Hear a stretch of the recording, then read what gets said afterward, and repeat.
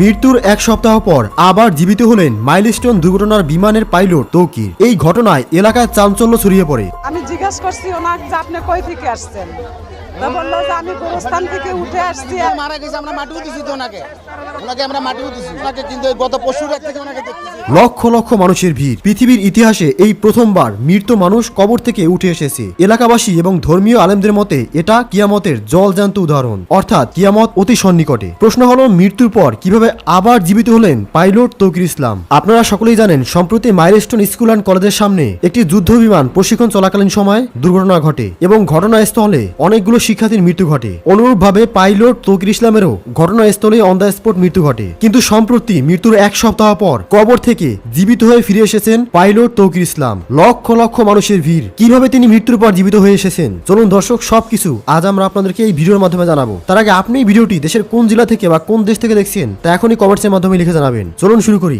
Pilot Tauqir ইসলাম মৃত্যুর পর আবার জীবিত হয়ে গেছেন। এই ঘটনা শুনে এলাকার চাঞ্চল্য সৃষ্টি হয়। লক্ষ লক্ষ মানুষ ভিড় জমায় যে কিভাবে একটি মৃত মানুষ আবার জীবিত হতে পারে। তাহলে কি পাইলট তৌকির ইসলাম কোনোভাবে মারাই যায়নি? এটা সম্পূর্ণ সাধারণ নাটক ছিল নাকি সত্যিকার অর্থে সে মৃত্যুর পর আবার জীবিত হয়েছে? চলুন সেই রহস্যের উদ্ঘাটন আমরা করব। তো সহজ ভাষায় যদি বলি যে পাইলট তৌকির ইসলামের মৃত্যুর যে বিষয়টি শোনা গিয়েছিল সেটা অনেকটাই ধোঁয়াশার মতো ছিল। আমরা সেখানকার সিসিটিভি ফুটেজে স্পষ্ট দেখতে পাই যে বিমানটি ক্র্যাশ করার সাথে সাথে ওখান থেকে একটি প্যারাশুটের মাধ্যমে বিমানের যে পাইলট সে ঝাঁপ দিয়ে ওই বিমান থেকে বেরিয়ে গিয়েছিল এবং তাকে পাওয়া গিয়েছিল পাশের অন্য একটি ভবনে। এবং পরবর্তীতে একটি রিপোর্ট প্রকাশ করা হয় যে পাইলট তৌকির ইসলাম নাকি চিকিৎসা চলাকালীন সময় মৃত্যুবরণ করেন, এমনটাই গণমাধ্যম দাবি করেছিল। তবে সম্প্রতি চাঞ্চল্যকর তথ্য উঠে আসে যেখানে বলা হচ্ছে যে পাইলট তৌকির ইসলাম মৃত্যুর পরে কবর থেকে আবার জীবিত হয়ে ফিরে এসেছে। ভাবা যায়? তো চলুন কিভাবে তিনি মৃত্যুর পরে আবার জীবিত হয়ে ফিরে আসলো সেটা এখন আমি আপনাদেরকে প্রমাণ সহ দেখাবো এবং জানাবো। ইসলামী স্কলাররা এবং ধর্মীয় বক্তারা বলছেন যে এটা কিয়ামতের জলজান্ত উদাহরণ। কিয়ামত যখন ঘনিয়ে আসবে তখন এমন এমন ঘটনা ঘটবে যা সাধারণত ঘটে না। যেমন মৃত্যু মানুষ জীবিত হওয়া,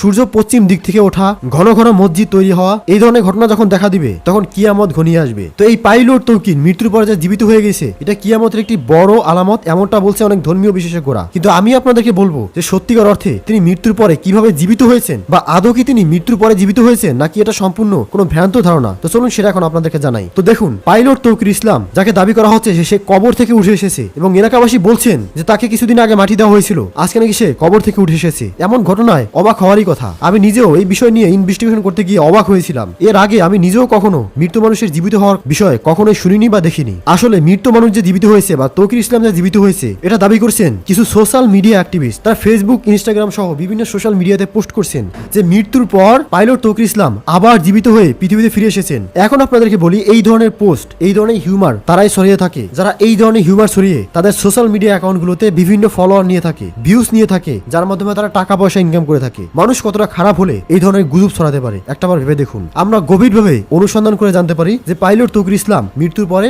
জীবিত হননি। তিনি দুর্ভাগ্যবশত চিকিৎসা চলাকালীন সময় মৃত্যুবরণ করেন। ইন্না লিল্লাহি ওয়া ইন্না ইলাইহি রাজিউন। এবং আমরা তার আত্মার মাগফিরাত কামনা করছি। সুপ্রিয় দর্শক, এই ধরনের গুজব থেকে দূরে থাকবেন এবং ভিডিওটি শেয়ার করে অন্যদেরকে সচেতন করবেন। ধন্যবাদ।